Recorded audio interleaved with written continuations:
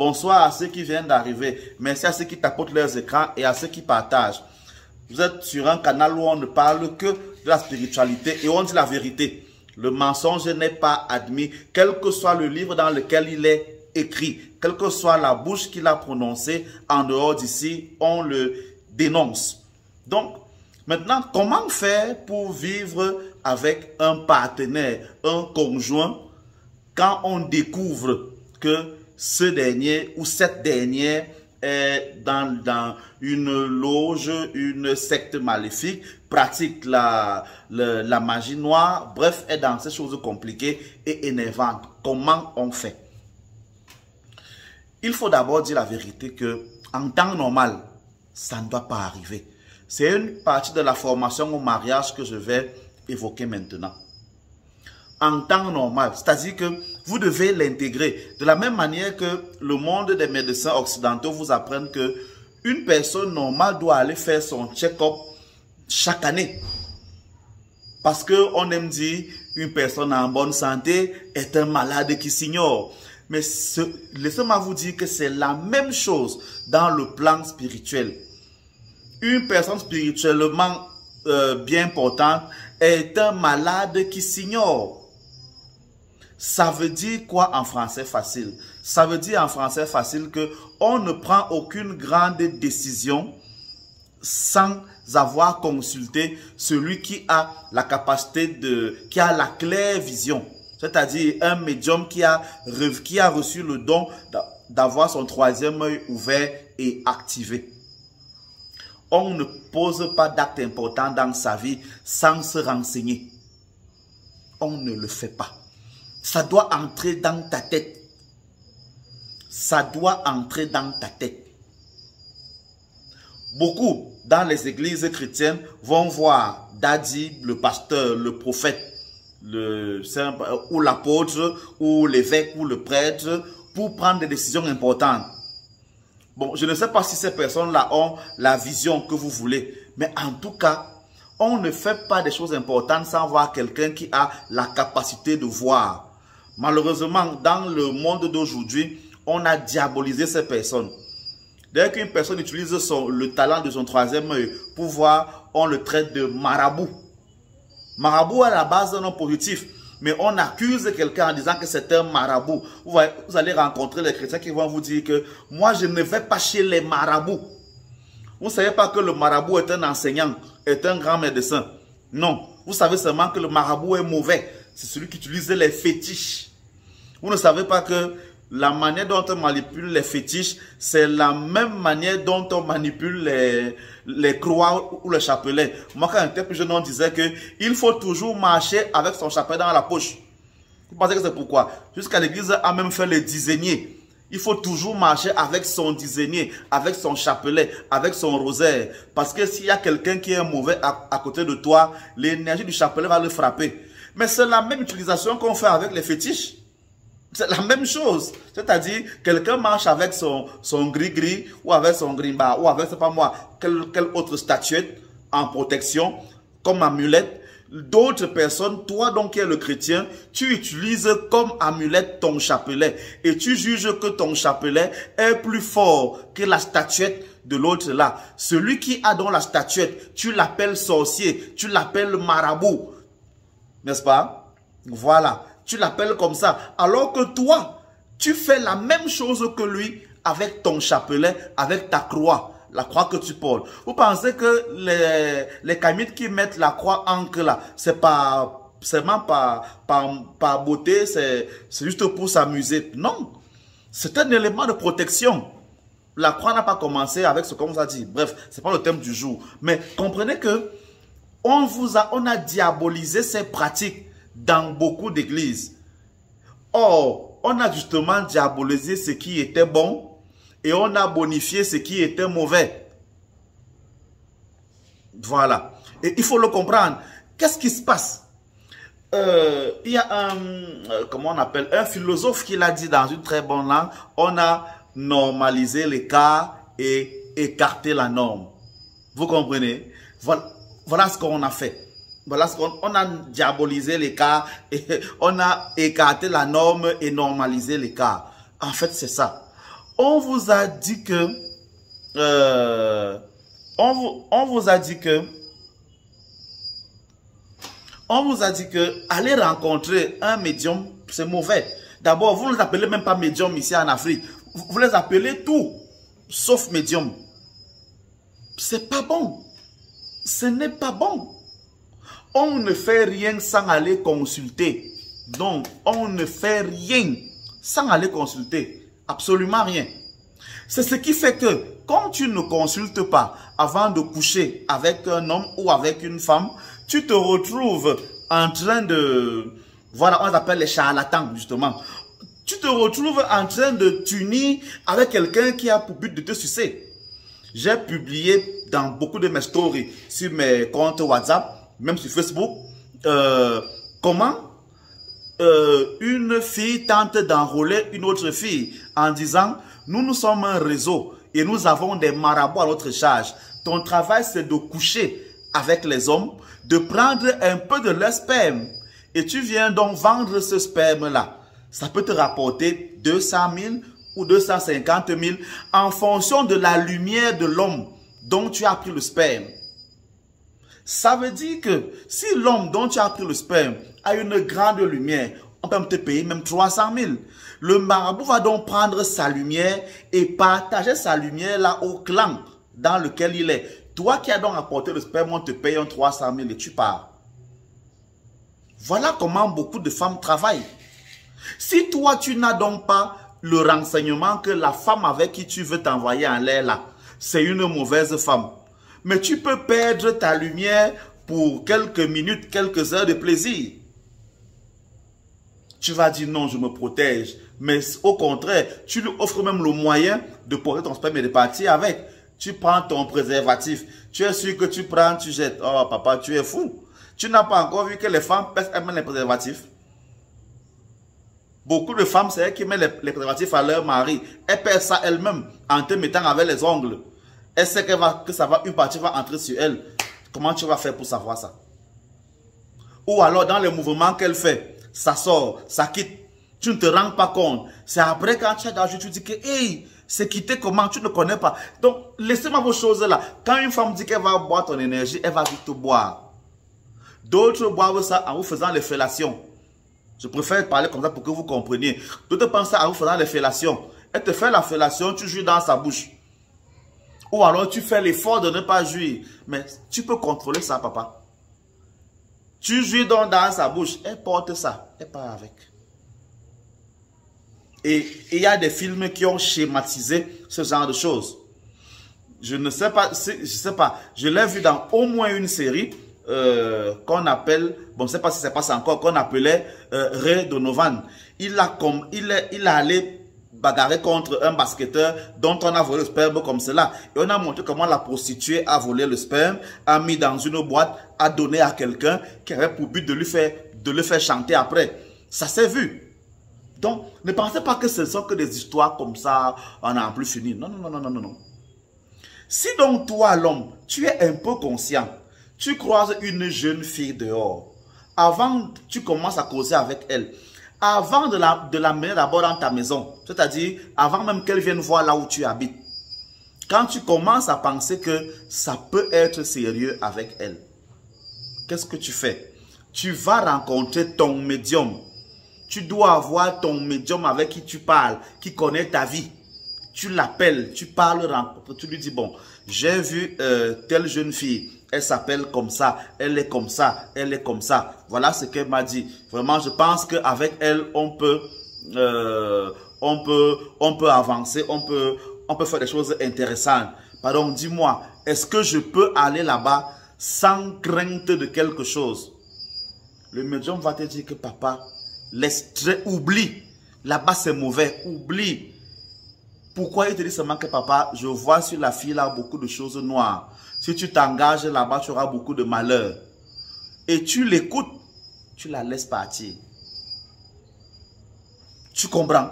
Parce que quand il dit beaucoup de malheur là, peut-être elle vient d'une famille de sorciers. Je connais aussi une autre histoire où c'est que des des mamans introduisent leurs filles dans des cercles ésotériques où leur travail c'est de voler les étoiles des gens.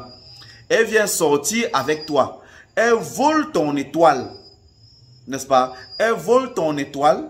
Elle le ramène dans sa famille. Pour que les gens de sa famille, eux, ils évoluent. Elle sort donc avec toi. Toi, tu deviens donc pauvre. Toi, tu deviens donc bizarre. Toi, tu deviens donc bref. Ta vie se gâte. Et elle te quitte. Or, elle est responsable de ton malheur. Et elle prend ton étoile et va avec. Peut-être tu tombes sur ce genre de femme. Peut-être la femme que tu as croisée est une revenante. Elle dort dans le cimetière, mais le matin, tu la vois dehors en route. Tu ne sais pas tout ça. Peut-être c'est une réincarnation mauvaise. Peut-être. Tu ne sais pas. Peut-être elle marche avec un totem négatif dans son ventre. Tu ne connais pas ça. Parce que ce n'est pas écrit sur la face. Le médium va donc te dire que quand il voit la relation là, elle est mauvaise. Quitte. C'est comme ça qu'on fait. Quand tu fais donc ça, tu ne peux pas te retrouver en train de sortir ou bien de te marier avec un homme qui est maléfique. Non. Ou avec une personne maléfique. C'est impossible. Même chose pour toi la femme. Je connais des hommes qui sont malheureusement très nombreux. Et je peux m'affirmer qu'il y en a même qui viennent se cacher dans les rangs de ce que vous appelez hommes de Dieu. Beaucoup se déguisent en pasteur, en prophète, en prêtre, en évêque, en ceci. Dans toutes les églises, hein, vraiment dans toutes les églises. Il est foncièrement maléfique et son travail est de prendre les énergies des autres. Quand ils sont dans ce clan d'hommes de Dieu, qu'est-ce qu'ils font? À travers les messes qu'ils célèbrent. Toi, tu pars à la messe, tu es sûr que c'est le Dieu auquel tu crois, que tu pries. Pourtant, lui, il appelle sa part de Dieu qui vous suce, qui mange vos énergies. Et il sait comment les recueillir et les capter. Parfois, quand tu parles voir que tu es malade, il t'impose les mains. En t'imposant les mains là, lui prend ton énergie, il part avec. Comme parfois ce genre d'hommes là, ils ont beaucoup d'argent, ils ont de belles voitures, ils s'habillent très bien. Donc ils sont quand même une situation aisée. Les femmes courent derrière eux. Il va donc coucher avec beaucoup de femmes mariées, avec beaucoup de jeunes filles. Il va voler leurs étoiles et partir avec. C'est fréquent dans nos églises. Sauf que parfois ça ne se dit pas. Eh oui, c'est comme ça. Donc il y a ce genre de choses qui arrivent. Donc il y a aussi des hommes qui sont maintenant même dans la vie laïque, qui sont nombreux, oui, qui font ce genre de travail. C'est-à-dire que dans la nuit, c'est un sorcier terrible, mais en journée, tu le vois là très calme. Il est là et tout, il évolue. Voilà, c'est comme ça arrive. Il y a des gens qui sont venus me rencontrer, qui voulaient me tenter une fois. Un m'a avoué qu'il aime l'homosexualité. Il pratique l'homosexualité avec beaucoup de gens. Il le vit, il est vraiment, voilà. Mais pour la société, il est marié à une femme. Et il a 2 enfants. Vous imaginez la quantité de noirceur qu'il met sur la femme là. Et les enfants là, ils ont quelle énergie? Si la femme là avait consulté son médium avant, mais elle n'aura jamais fait un tel mariage. Est-ce que vous comprenez ce qui se passe? Alors toi qui me regardes, tu dois désormais comprendre que tu dois avoir, de la même manière que vous avez les médecins de famille dans les hôpitaux des Occidentaux, tu dois aussi avoir un médecin spirituel qui te suit, que tu peux appeler à toute heure quand tu as un souci, parce que tu es habitué à suivre des traitements chez lui et c'est lui qui te guide. Tu dois introduire cela dans ton carnet d'adresse. Voilà ce que tu dois faire. De la même manière que tu peux donc dire ok, vraiment, je vais à l'hôpital faire mon check-up. Tu dois constamment aller voir ton médium qui va donc te dire que maintenant, je vois beaucoup d'énergie mauvaise en toi. Fais des purifications. Je vois que tu es comme cela. Il y a des gens qui vont venir te croiser. Moi, c'est clair. J'applique ce que je dis. J'ai au moins 3 médiums que je consulte tout le temps. Ce sont mes aînés. Quand j'ai un problème, je peux aller voir. Il y a aussi des domaines où je suis plus compétent que eux. Quand c'est mauvais, ils m'appellent. Mais il y a un qui m'a dit une fois que non. il y a les gens qui viendront te voir là dans tel nombre de temps. Fais attention, ils ne sont pas bien. Ils viennent seulement te tenter. Ce sont des bandits. Donc, ça peut s'annoncer avant. Quand tu es constamment suivi, tu peux donc avoir la révélation que papa, il y a un homme depuis qu'il veut te faire la cour là. C'est un homme qui est bien passé, il a une belle voiture, mais fais attention. Ne monte jamais dans sa voiture parce qu'il roule avec son totem. Parce qu'il est mauvais, parce qu'il est comme ceci. On t'avertit à l'avance. Ça fait donc que dès qu'un homme se met devant toi avec une belle voiture, tu esquives. Parce qu'on t'a déjà averti. C'est comme ça. Mais tu ne peux pas rester là que tu fais 6 mois, 7 mois, 1 an, sans aller voir un médium pour te faire consulter. Et même quand vous venez, même souvent, quand il fait les lives les mercredis, voilà les questions que les gens me posent souvent. C'est terrible. Je suis marié avec tel. Est-ce qu'il va revenir dans ma vie? Est-ce que telle personne aime telle autre? Est-ce que il va revenir dans ma vie? Est-ce que je vais me marier bientôt? Est-ce que je vais trouver un homme dans ma vie? Donc, voilà les questions que vous posez. Vraiment, c'est tout. Vous n'avez pas l'intention de dépenser un peu d'argent pour venir vraiment en consultation, payer pour vous dire, bon, vraiment, je veux connaître ma vie. Est-ce que depuis là, je suis avec un homme, je sens comme ça, comme ça. Non, ce n'est pas dans vos problèmes. Tout ce qui vous préoccupe, c'est est-ce que j'aime tel? Est-ce que je vais voyager demain? Est-ce que quand je voyage là, je vais tomber sur un blanc qui a l'argent? Donc vous pensez que chez les blancs là, il n'y a pas de sorcellerie négative? Je l'ai dit la dernière fois et je le répète. Sachez que il y a un degré de sorcellerie négative élevé même dans les pays occidentaux. Vous pensez que la science-fiction qu'on met dans les films là, les gars ont pris ça où? Mais ils voient ça dans les mondes subtils. Et sauf que eux, ils savent le ramener dans le monde physique. Dans nos traditions, on ne raconte pas les choses de la nuit. Mais dans leur tradition à eux, les choses de la nuit, on s'en sert en journée. C'est pour ça que tu ne verras jamais un mystique africain te raconter ce qu'il a vécu dans la nuit. Il n'en parle pas. Même s'il sait ce qui se passe, il n'en parle pas. Le mystique occidental va venir voir ce que tu fais la nuit. Il va chercher à le voler et il va chercher à l'adapter en journée. C'est deux manières de voir très différentes.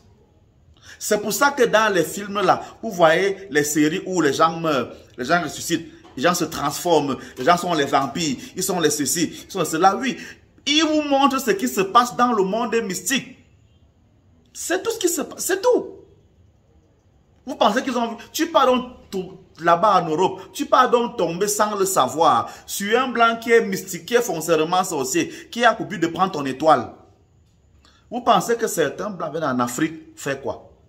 Ils connaissent le pouvoir du sang africain. Ils connaissent le pouvoir. Quand ils arrivent en Afrique, ils ne cherchent pas n'importe quelle femme. Vous allez très rarement voir les Occidentaux chercher les femmes qui sont très brunes. Non. Parce qu'ils savent que dans le processus de développement des races, les femmes qui sont très brunes sont très métissées dans leur sang. Oh, lui, il a besoin d'un sang pur.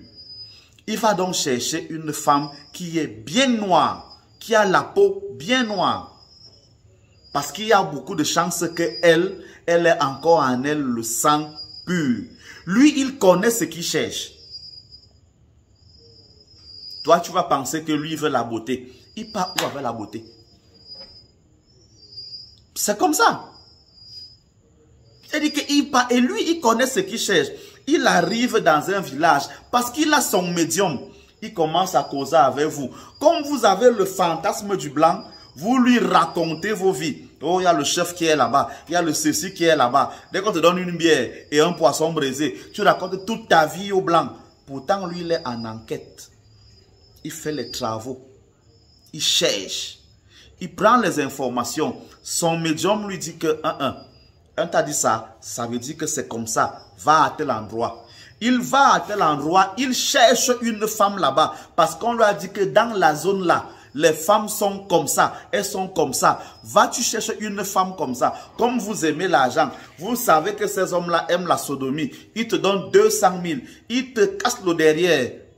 Il prend ce que lui il a à prendre. Sur 2 ou 3 femmes, il part. Il connaît ce que lui, il cherche. Et il s'en va. C'est ça qu'ils font. C'est ça qu'ils font. Ils viennent jouer comme ça avec vous. Ils viennent chercher une information. Ils viennent chercher une lignée. Ce qu'en Kabbale mystique, on appelle la lignée adamique. C'est-à-dire la race pure qui sort du sang divin. Ils connaissent ça. Ils viennent chercher ça. C'est clair et net. C'est comme ça qu'ils font. Toi, tu ne connais donc pas ça. Tu pars tomber sur un blanc qui a un peu d'argent et comme tu ne connais pas ça, tu pars t'embrouiller. Le gars, lui, il a beaucoup dit, on lui dit que la femme, ce n'est pas bien. Il dit, bon, comme elle a quand même les formes là, je vais juste l'appuyer et passer. Toi, tu as tes idées en tête. Dès que tu commences à prier pour qu'il farotte beaucoup, le gars sent que c'est mauvais. T'abandonnes, il part. Donc, vous comprenez, beaucoup vivent comme ça, uniquement parce que vous n'avez pas intégré que vous devez avoir des médiums dans vos familles, que vous devez avoir des médiums dans vos contacts, dans vos carnets d'adresse. De la même manière que vous connaissez les infirmiers, les médecins, les docteurs, les ceci, pour pouvoir vous soigner facilement en moindre coût, tu dois aussi avoir dans ton téléphone 2 ou 3 médiums que tu peux appeler quand tu as un souci. Si ça dépasse un, ça ne va pas dépasser les 3 en même temps. C'est impossible. C'est ce que tu dois faire. Donc, donc ça arrive, ce genre de mauvaises choses, c'est-à-dire, tu te retrouves avec un conjoint qui est dans une secte maléfique ou qui est dans la magie noire parce que tu ne te renseignes pas. Première chose. Donc, je te donne le problème et en même temps la solution.